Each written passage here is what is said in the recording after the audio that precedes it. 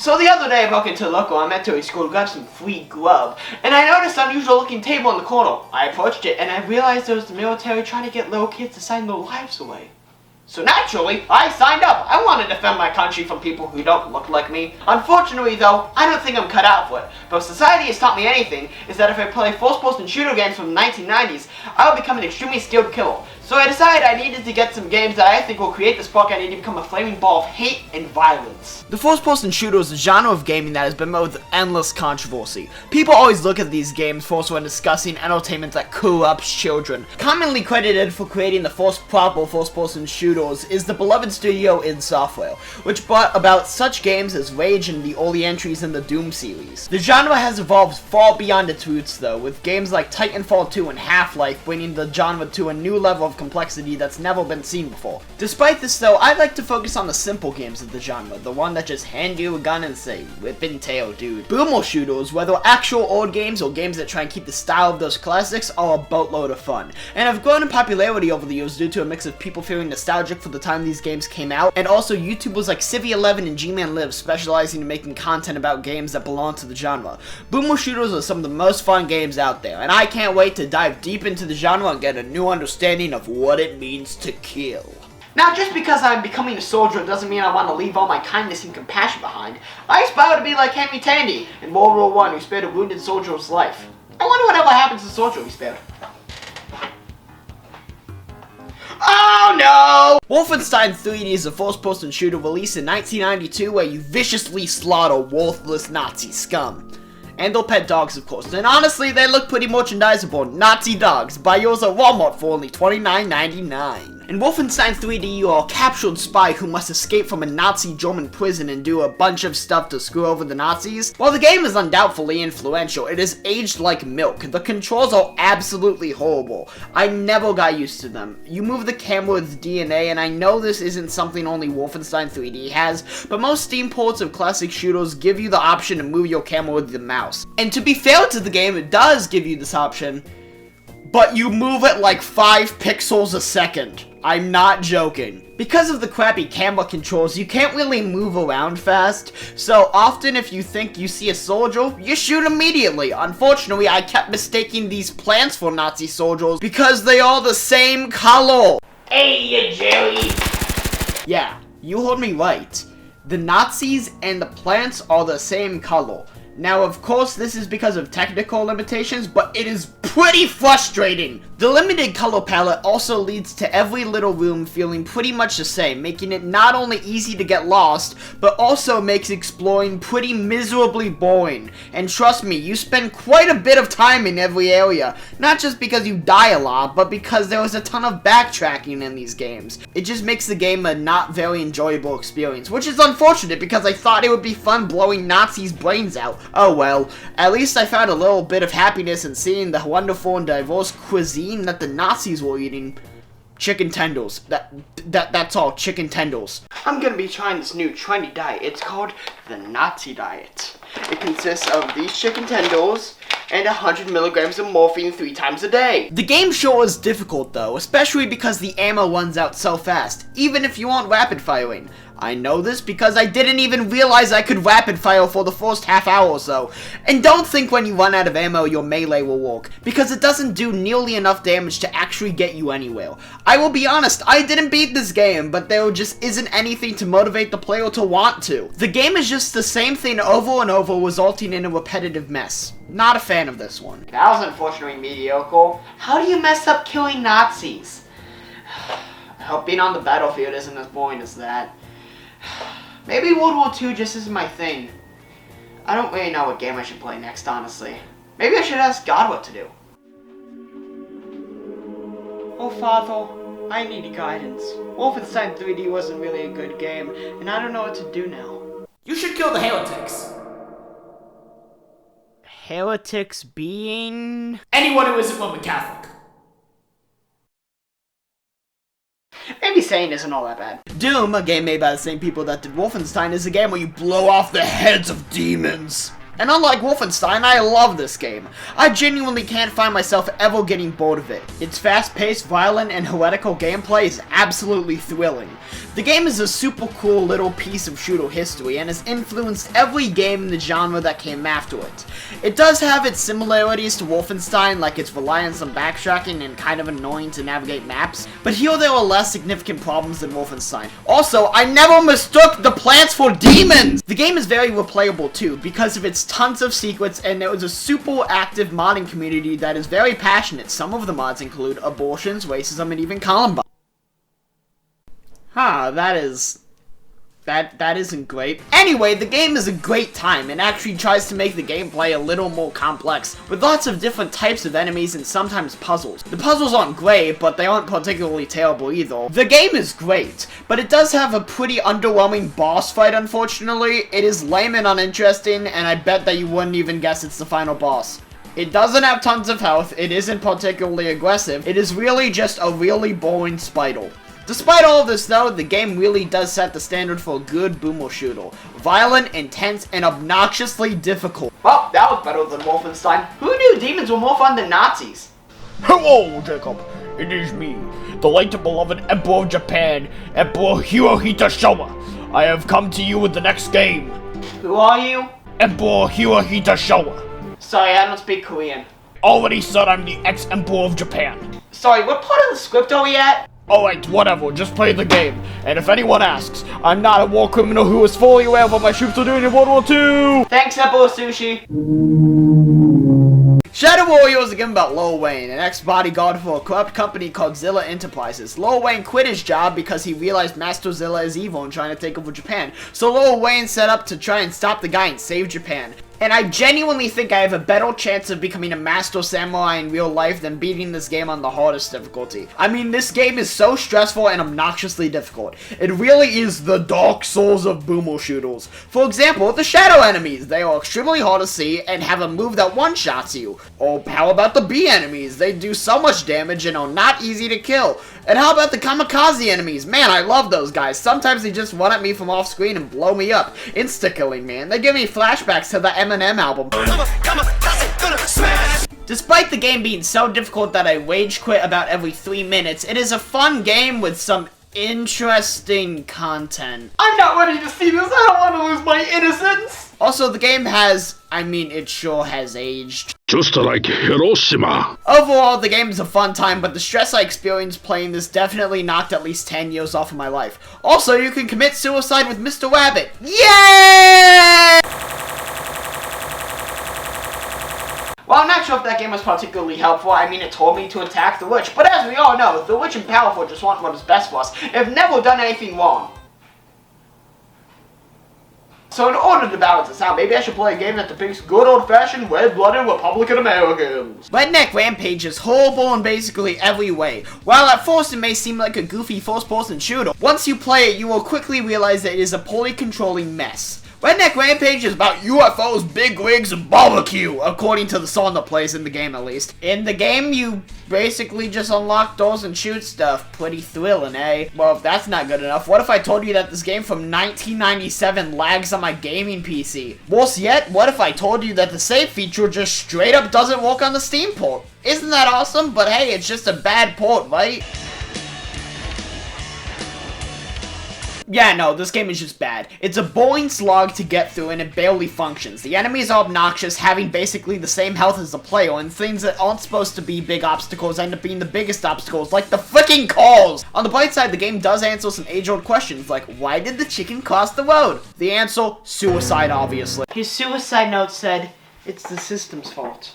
But I think it's faked. The system is perfect. I only slightly fetishize self-diagnosing myself with mental illnesses and dating serial killers in high school. I do feel the need to talk about the most famous part of Redneck Rampage though. It's not the gameplay or anything. No, screw that! The soundtrack! Dude, all it is just crazy psycho country music. And it's honestly quite fun. Coming to you live from Houston Stadium, we have Country Boy Rick and the live debut of his newest single, Texas Lovin'. Can send Don't matter. Oh, I love this guy. I just heard his new album. Don't matter. He's speaking the American truth. Don't matter.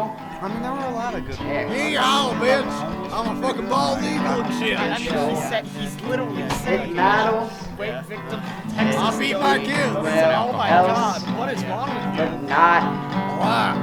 in Texas. Not banger. Nice chord progression. Where the sun shines all day, the grass is green. We love to mow our lawn, and each person owns more guns, and there are people in the state who wanna that is true. ditch America because they want abortions and they think homosexuals matter and they want free healthcare. Look, I'm not racist. On top of all of this, I think this game might very well have the worst controls of all time. Forward and backward arrows do exactly that. The side arrow keys don't move you sideways though. No, they make you look sideways. But that's what your mouse is supposed to do. And space is interact.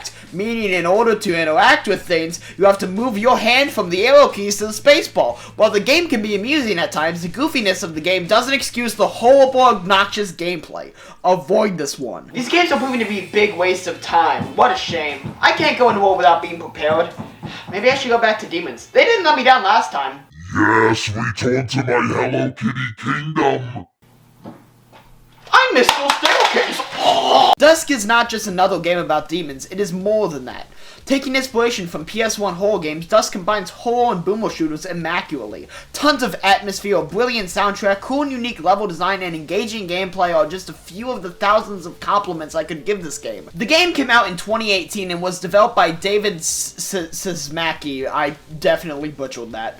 The game is overflowing with personality, and this is definitely one of the best games I played for this video. The story is not particularly wonderful, just following a dude trying to figure out what's beneath the earth. In the end though, I suppose that a simplistic story like that is fine for a boomer shooter as long as the gameplay is exciting, which yes, Dusk gameplay definitely is. Dusk is an intense game full of all sorts of enemies, the most dangerous of which being the rats. It also has a diverse set of maps and horses! 2 of them, in fact. They are my best friends. Jorge and Juan, I call them. Dusk doesn't forget about its predecessors. It is really a big love letter to them, honestly, especially Doom. To me, though, Dusk puts most of those games to shame. Of course, it was made in a time that was more technically capable, so of course, traversing an actual 3D environment would be more interesting. But also, I just think that the game is just more engaging. And hey, unlike any other game I played for this video, this one has Chicago as a map! Hello, and welcome to Chicago, the city where dreams go to die. Oh, don't worry about the demons. You just gotta shoot them a couple times and they won't bother you. So, this is your apartment. It's nice, it's quite homey, I like it. Now, there are some quarters in the basement, but if you really are bothered for a small extra fee, ka-ching, we can install anti-homeless couches, anti-homeless chairs, and anti-homeless TV that plays Adam Sandler's Click on Loop. Sound good? Sorry, I don't think I'm willing to own this house until the law is passed that lets us shoot homeless people on sight if they're on our property. You know, like the one that people are pushing in Kentucky. Wait, that's a thing? Yeah, I think it's a great idea. I quit, y'all sick bastards. Dusk is a great game and one I can't recommend enough. Check it out, it's tons of fun. Well, Dusk helped me more than the other games, but I still don't think I'm quite ready. I need something realistic, you know, something that's going to be accurate to what it is like being in active combat, defending my country from Muslims.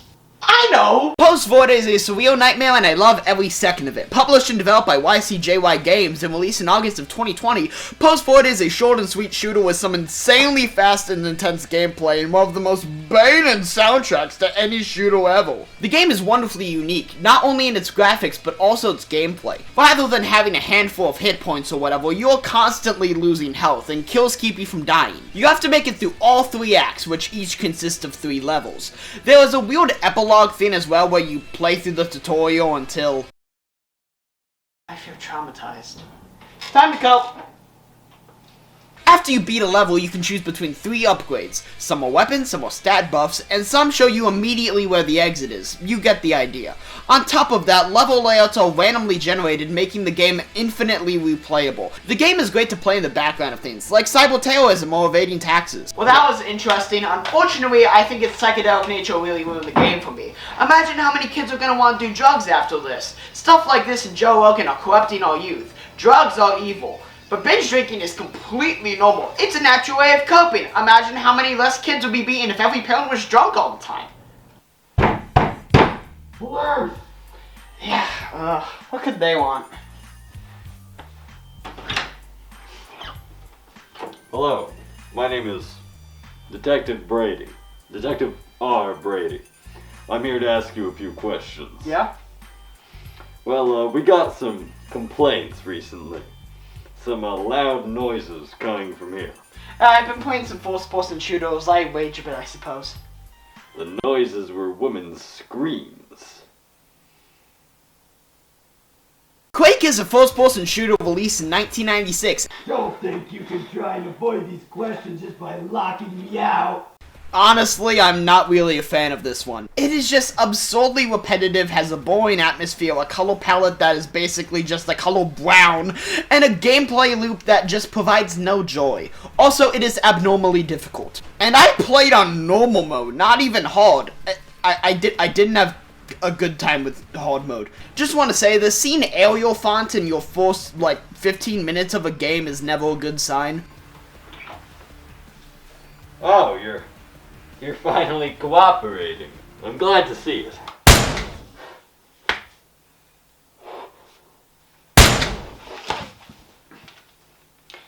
Finally, some peace and quiet.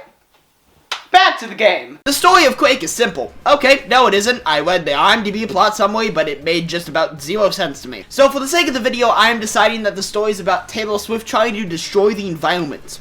Don't ask how it makes sense, just put your faith in me. I'm coming in. Please, I was just trying to play Quake.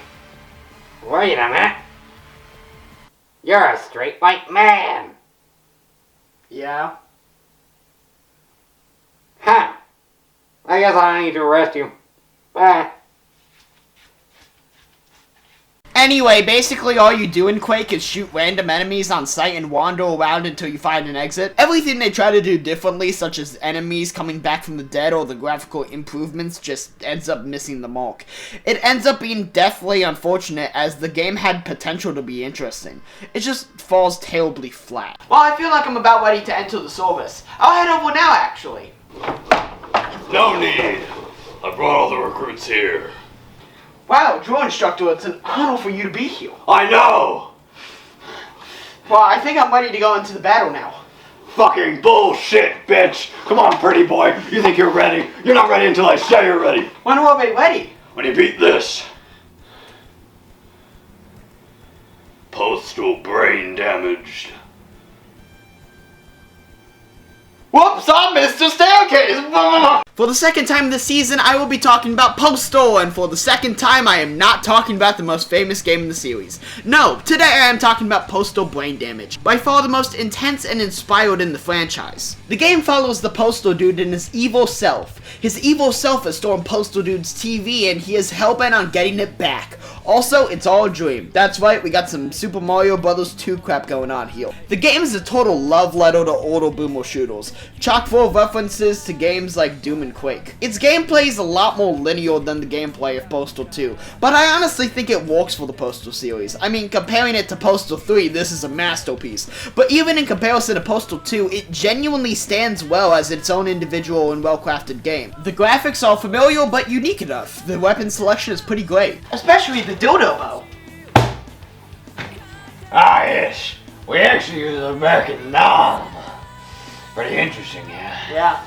I didn't give you permission to talk, you little prick. I'll kick your goddamn ass, pussy boy. I'm sorry, Mr. Drill Sergeant. Better. I think he needs to go to therapy. Honestly, I really like this game. Nothing about it makes me think too hard. I can just space out and go on a vicious killing spree with my dildo bow. And honestly, I think we all need that sometimes. Postal Brain Damage is genuinely a great game that is sure to provide a good time. Its humor is unmistakably Postal's, and its gameplay is infinitely entertaining. And for the low price of $20, it is definitely worth it. Come on, I just gotta kill Bacon Cat. Yes, I did it! Good job, kiddo. Honestly, I'm really proud of you. You know, I think it's really admirable that you're joining our cause at such a young age. What is your cause? Killing people of a different economic status than us. Yeah, that makes sense. Yeah, we don't want the foreigners. Yeah. I mean, it's what the higher-ups tell us. I don't always love what they tell us, but if it's what they say, I mean... Then we do it. You know, you remind me of me. Back when I grew up, you know, poor Louisiana town, I bet you grew up there somewhere like that too, yeah? Yeah, I don't remember where I grew up. December 25th, 20 December 25th, 20. What the fuck? I'm sorry, kiddo. I don't accept dementia patients into my troop. Sorry, just... Yeah. Yeah, but I'm ready to be deployed. Are you gonna be okay? Yeah, I'll be fine. Where am I being deployed, so? I don't really know. What? It's not really my problem. I don't drop out. I kind of hang out in the helicopter.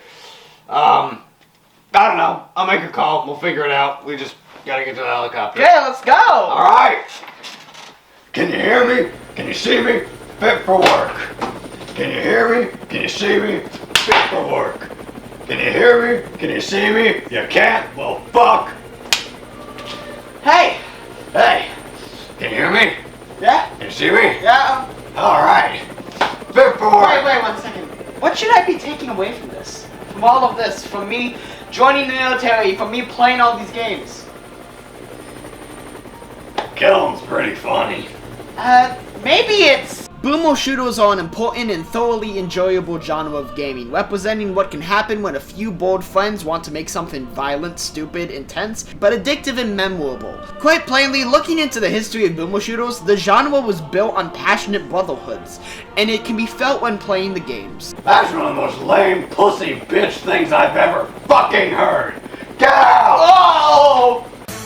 What?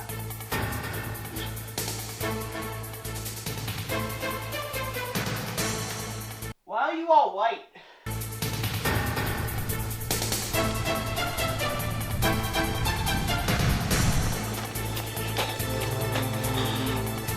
Holy crap, this one now.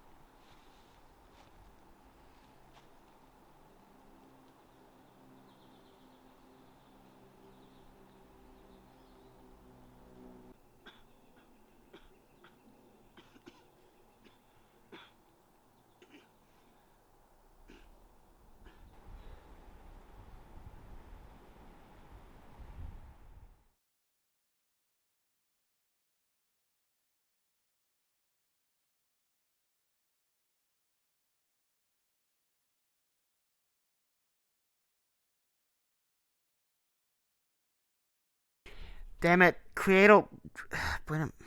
Damn it, Creator, bring him back to life. How many times has this happened? At least like 3. No, don't let him remember what happened.